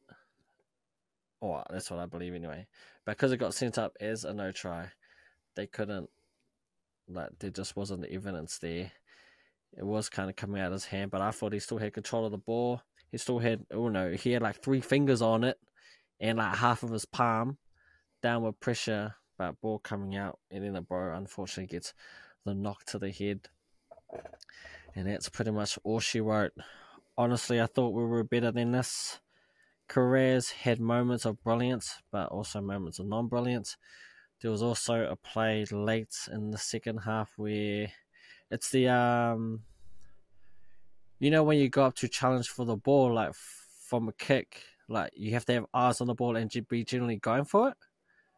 Well, Nanai came through and kind of had a swipe at the ball, but his intent wasn't to get it. What's it called? Like ghosting, kind of? Well, not ghosting. Yeah. So, well, he did that anyway, and it caused Blake Wilson to knock the ball on, which at the start of the year, that would have been a penalty our way, because you can't do that. And I think that's something Serrato was like pretty upset about, because he was clear in his intent that he went up to be more of a distraction than make a legit play at the ball. And it worked, because Wilson just dropped it, and that was pretty much game over. But at that penalty being called, we might have had a chance at a Burden 2-pointer. In terms of our players, I thought Sexton was good. I thought Burden was good as always. His kicking kind of kept us in the game. Our best player, I think, was Josh Curran. He was just so good through the middle. He was just solid throughout. And for the Cowboys, yeah, man, Tom Dearden. Tom Dearden, for me, was easily their best player. He just looked dangerous when things happened, when he got the ball. His show and go, which he's famous for now. I don't know how people still fall for it. Like, if he has the ball, you'd have to tackle him. You can't fall for the show and go, brother. So yeah, I'm nervous now. I still think, I know we're good enough to make the 8, but we do have a tough draw home, or run home, and it doesn't get any easier. We kind of needed this one. I think I would have felt more at peace to get this win, because I don't know with Reynolds back if we can beat you guys, man. He's just a game changer, and then from then on out, you just don't know what's going to happen. You just never know. But yeah, I'm not going to say congratulations to the Cowboys, because you guys are gay, and I don't really like watching you. Reece Robertson, I thought he was solid, but he wasn't outstanding to me. I think he was pretty fatigued in game 3.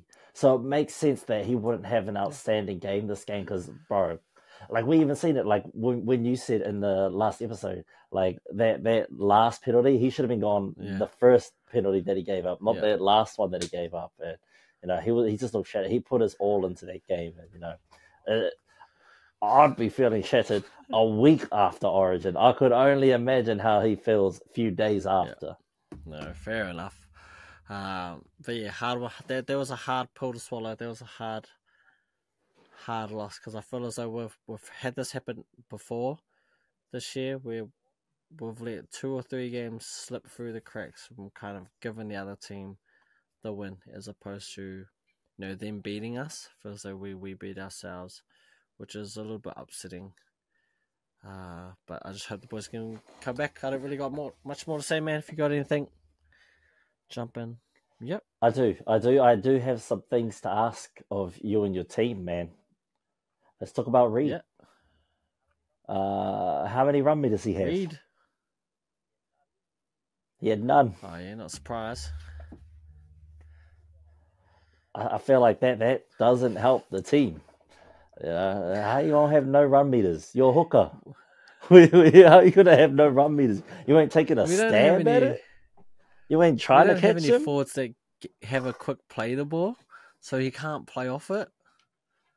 Like, we don't have anyone that can kind of get forward momentum going for him to have a run, other than him just... The only run, like, if you counted him running to the side as meters, he would have heaps. Because every time we're in like that 5 meter, 10 meters, off the try line, he does that little scoop out of dummy half and runs like 5 meters to the side. But yeah, we don't have anyone that he can play off the back of where he can scoop and have runs. He kind of just has to. But not even for support play? Nah, we don't, like, in terms of people that can offload, we don't really have that anyway. And you'll see it, bro. Like, a lot of our games, when a player makes a break from the Bulldogs, really do they have support? Like, Burden made a clean run, and there was no support. Like, we don't have anyone that really, like, backs up or pushes through or is always there in support, which is, a work on. But, yeah, it's just kind of been the story of our team all year. I wouldn't be surprised if he averages the least amount of running of the hookers, just because, we just don't have that player that they can get a quick play the ball for him or can get good go forward ball for him to have a snipe out of dummy half for him to get going. I think it's gonna be interesting. You guys, what have your last few games been like? Let me just have a quick look. Close. Since you've lost to the Roosters, your last few wins have been like real close, and even this loss against the Cowboys have been real close. So you guys have found ways to hang on and get some wins. It's just the Cowboys come off lucky in this one, and you're going up against. I think we are maybe 14th, 15th ranked worst defense in the comp this weekend. However, with Adam Reynolds, we're like the 3rd ranked most attacking team in the NRL. And we've got 7 days for the boys to recover. That's Haas and Big Paddy. So they're going to need to, put in a lot of work this coming week to go up against this Bulldogs squad. There's going to be a lot of tackling for them to do through the middle, and we're going to really need them to just run amok through the middle on attack as well, and free up some space, pop some offloads so the backs could just free themselves up there. Because I think it's going to be a good match to watch. I think these two teams are more evenly contested than what we originally had thought with the return of Reynolds. I still don't think it's an easy dub for either team. I think it will be a close one. Your forward pack always scares me. Any forward pack that has Payne Haas and Paddy Carrigan in. And although our forward pack is smaller and we have been able to hold other forward packs in check, I do think having someone like Payne Haas who can just destroy other teams' forward pack it's going to be scary. It's going to be what I'm scared of him and Paddy this weekend. I think those two and look, are just gonna. Payne played pretty well against Newcastle in the weekend just gone. So, and that's a few days after Origin. So, with a bit of a rest and a bit of mitty-bitty, he'll be ready to go. They're both going to look up and see Kurt Mann. And when Kurt Mann's not there, they're going to look up and see like a little tiny Bailey Hayward, And if they're on when our second unit's on, when it's Bailey Hayward and Curtis Morin, Payne Haas is going to be like, boss, like, well, what are you doing here? However, I think this is, so we've got the forward pack. You guys have the IQ. Our backs don't make the smartest plays. They force things when they don't need to. Second tackle, we're forcing extra offloads when we don't need to. We're trying to throw passes out the back when we don't need to. We can just take the tackle, go to ground, or we just run ourselves out of room, and then we're getting carried over the sideline, or we're flicking it back in, and it bounces in, the other team collects it. So I think in terms of your back five, you've got the safest IQ. You've got Stephen Crichton. I'm assuming it's going to be Critter on Katoni this weekend, which is going to be interesting. But look, we'll get into that on Thursday, because we could be going on about it. It's good because it's both of us. I think the whole episode is probably going to be based around that. Maybe we'll end on that game, so we'll speed run the other games and we'll end on the Broncos Bulldogs, just because both of us have a lot at stake. We need to win this game to turn our season around. You need to win this game to hold on to your spot in the top 8. So it's going to be a great contest no matter what. Game. Yeah. I don't know how much talking in the group chat I'll be doing. It'll probably be halftime or in between the tries being scored. But yeah. Real quickly, let's dive back into that Kiwis players. So my 15, I think, 13, sorry, is I'm going with, and this is just assuming that the bro is eligible. He's not going to Japan straight away. So we're putting Joey Manu at fullback. On the wings, we're going Mulitalo, and we're going with Isako. In the centres, we're going to put Dean Mariner at centre. Just so he's in the team. We just want him in the team, man. He's got that strike power that he can get it done. Because who else have we got to play centre if we're going to put Joey Manu at fullback? Who was the other centre that you said? Him and... Joey Manu. Oh, him and Timoko. So if Manu's at fullback, then, who else are you going to put in at centre? Who else is a good centre that, us Kiwis can put in there? That's why I'm going those ones. Isako on the other wing. So that's our goal kicking done. 6 and 7. Here's the thing. Dylan Brown ain't been doing much this season. I'm more inclined to give that jumper to Tumaini Martin and the 7 back to Hughes. Really? Just based on form. Who else has been playing all right at 6? Nikorima, he's been okay, but I don't really like Nikorima, so he doesn't even make my team. Yeah, I'm just a hater. Like what he did in Brisbane, is the same as like you and Dallin and Montoya. I've got no love for him. Fair enough. So I'm going with Tumaini Martin and Hughes. I feel like both players could complement each other really well. I mean, it's all hypothetical, right? And I'm just picking them based on form. Our props will probably be the same. It'll be Fish and Leota. I don't see... Well, maybe like Tapine could start at prop over Leota, because Tapine has probably been our most informed prop. But for now, we'll say James Fisher-Harris and Leota. 9... could be Jeremy Marshall-King. He's probably the most informed 9 at the moment. You could run that 4 and 9 again. He played pretty well there at the end of last year. So maybe run that again. But for now, we're just going on players based on that position and form. We're going to go with Jeremy Marshall-King. Second row is where it gets a little bit harder for me. Who are our second rows? We've got Nikora, who's probably going to make it because he's been playing pretty well at the Sharks. But then, who else do we have? Who are our other second rowers that we have available? Isaiah Papali'i is one that normally makes it, but he's been out all the season. Who else? We've got Scott Sorensen, but he's been injured most of the season, and I haven't seen him do too much. Jordan Ricky, he's been not having the best seasons this year. In terms of form, I can't pick him. That's someone who we could pick on the bench, though. I'll come back to that. Who else do we have that's available? I'm not sure. The ones that you named are kind of the ones that I'm expecting to be. Oh, yeah. Second rows, eh? Kore? Oh, Marata, Yeah. but again, he's been injured and he hasn't done much at the Warriors this season.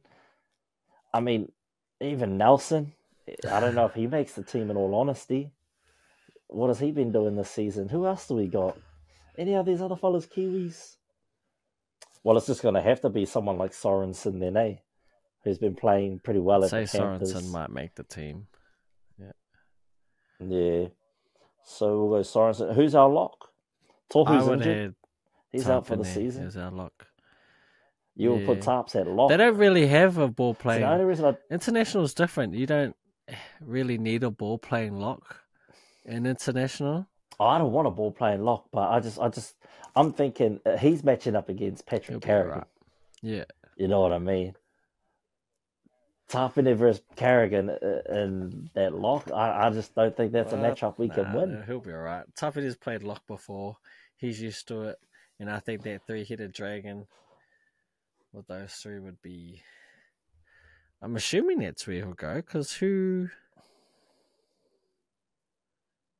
I'm assuming that's where they lined up in the other game. Yeah, he did play lock in the other game.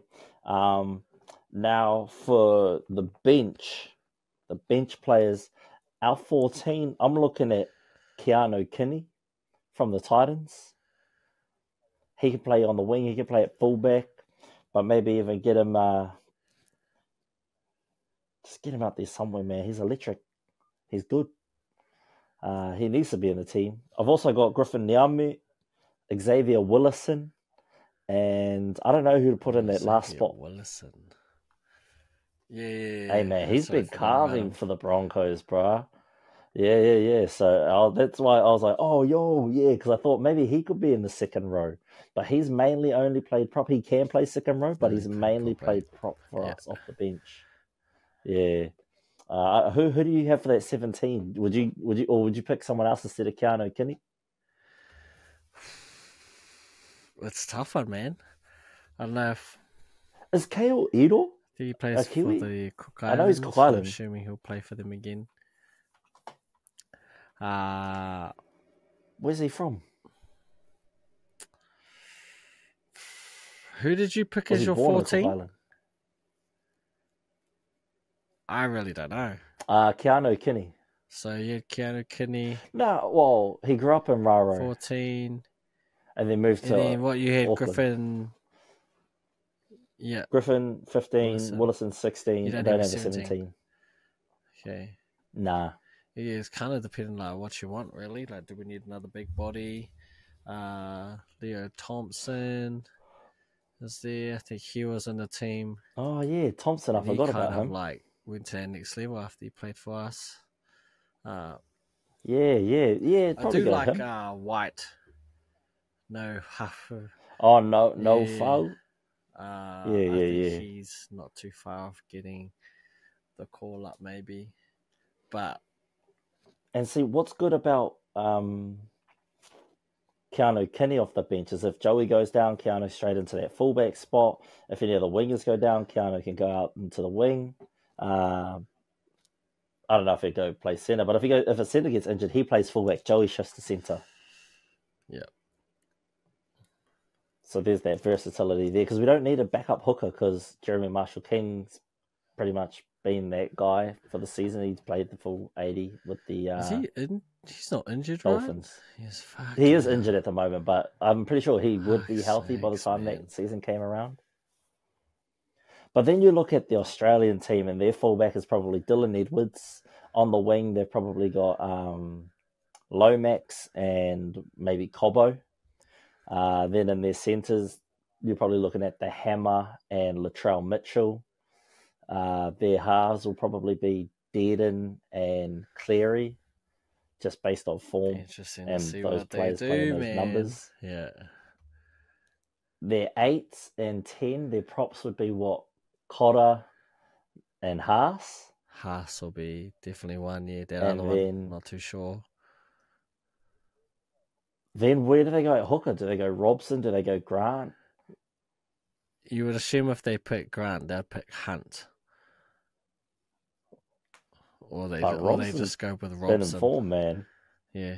Nah, I mean, honestly, and then they can fill up the bench. I think it's going to be Grant. Yeah, probably. Like, they'll just start him. But Grant only plays small minutes. For some reason, a representative so maybe you level, put Robson on. I don't know why. Maybe you put Robson on and then bring Grant off the bench. Because you don't really need Hunt. Yeah, Hunt. I think it's just time to give Grant the keys, really. I mean, like, here you go, Bolt. Be that guy. Yeah, and then second rowers, they've probably got Crichton and Martin. Yep. Then Paddy Carrigan will probably be their 13. Off the bench will probably be Isaiah Yeo, Jake Trbojevic. I think it will depend on who's there? Who's captain as to if Yeo or Carrigan starts. Yeah, true that. Honestly, I wouldn't be surprised if they both start and Carrigan gets shifted to prop. Yeah, that could happen too. It's going to be weird. I also forgot, who's our coach again? Stacey Jones. I don't know how I feel about that. Yeah. I want Madge back. I don't know why they dropped him. They wanted him to be one or the other, not both. Fucking dumb cunts. Selfish from the Kiwis, man. Selfish. I don't see us winning the series this year versus Australia. It's just You know what it shows? Like this, like going off another tangent again with the whole Madge thing, right? I feel as though there are some coaches that are made for NRL because he always got the rappers. He's an old school coach, hard taskmaster, makes you work hard. And in NRL these days, where you have all these kids who need to be like freaking wrapped in, like wrapped around, looked after, it just doesn't work. But representative level, where you get the best of the best, and they understand, like it's all about hard work. He seems to fit that style perfectly. He led the Kiwis to, their best win against Kangaroos, win the title, led the New South Wales team. Now, I didn't think they were going to win. Have to be honest about that, especially after that first game. But, man, he did it, So, got to give credit where credit's due. And I didn't think that we were going to beat the Kangaroos after what happened that first game, And he just put in a masterclass performance. It just shows he knows what he's doing. He knows how to like pick his team and get them in the right headspace, and he's good at bouncing back from defeat. So I think some coaches are made to be NRL coaches. Some coaches are made to be representative, and maybe that's why we haven't seen Craig Bellamy at that next level. Because I think he did coach a few Origin series for New South Wales. Didn't go his way. Didn't quite go his way. Yeah. Because what are we looking at here? At the Bunnies, was he the head coach at the Bunnies? Yeah, when he went there? When they won it, yeah, that was him. And then he went to the Tigers. Didn't do too well at the Tigers, but to be fair, no one has, so that's not on him. It's just the Tigers suck. It's just no one can turn that club around. And then he's almost everywhere he's gone. He's tasted success. I think the Tigers is just too much of a if anyone wants to play on legendary difficulty, coach the Tigers. It's impossible. I think it's getting there. Benji might be the first to sort of lead them back into some form of promise, man. But too much in-house fighting as well. I think boards all over the place. Yeah, I think a big roster clean-out needs to happen, and just like what he's doing at the moment, just bringing in a lot more young players and sort of forcing out some of the ones that have been in that system for a long time. Because, anyone at a job that's been at a job for a very long time, you get complacent. You start learning all the shortcuts, and then you hate when people change things, and that's when you need to go. When you're afraid of change, when you're afraid of things being different, when you're set in your own ways for so long, and someone comes in and tries to shake it up, and some people get defensive about that. Well, I think that's what's happening at the Tigers, and it could be turning around. But yeah, shout out to Madge. I wish New Zealand Rugby League had the balls to keep you. I know it was in their eyes conflict of interest because you're coaching Australian players, but to be fair, most of his team was Samoan. You got To'o, Leniu, Critter, Luai. That's 4 Samoan players. They're not playing for Australia. And yeah, whatever you teach them, it isn't going to translate because Mal Meninga coaches different to how you coach. So I think, yeah, we lost a good one there. We lost a good one. And I wish him nothing but everlasting success with New South Wales year after year. I hope we go on an 8-year run. That's what we need as New South Wales fans. We need our 8-year run so we can shut them all up. And I think it's coming. It's been a long time coming. But I'm looking at the time. I think we're getting near the end of our show. I've had lots of fun this episode. It's been real good. Thank you all so much for tuning in. I appreciate you guys. Every week you guys tune in for us, and thank you so much to all our OG fans. Y'all are amazing. I'm signing off for the night. I'm going to hand it over to Tu to wrap things up. So we'll give Tu the last word, and that's me, Kakite Te Pānau. Yes, as always, we want to give thanks to our supporters, both near and far. Really do appreciate the support. Closing in on the big 5-0 real quickly. I'll hand it back. Yes. I did forget. We didn't do our team of the week and our power rankings. I forgot. I got too involved in this Kiwis thing. I forgot all about our power rankings and our team of the week. Quickly, you do them both. Just rattle them off. We did. I'll quickly go through it so we can wrap up so you guys can all get on with the rest of your day. So thank you so much for listening. We're running through the power ranking really quickly. Coming in at 17th. Same place as last week. They had the bye last round, and that is your Parramatta Eels. The Tigers stay the same because they keep losing. The Warriors dropped from 11th to 15th after that loss as another couple of teams jumped a little bit higher. The Knights dropped from 12th to 14th, and the Dragons had a bye, so they stay still. The Raiders jumped from 15th to 12th. The Broncos from 14th to 11th, and the Sharks stay at 10th because they also had the bye. The Titans dropped from 7th to 9th.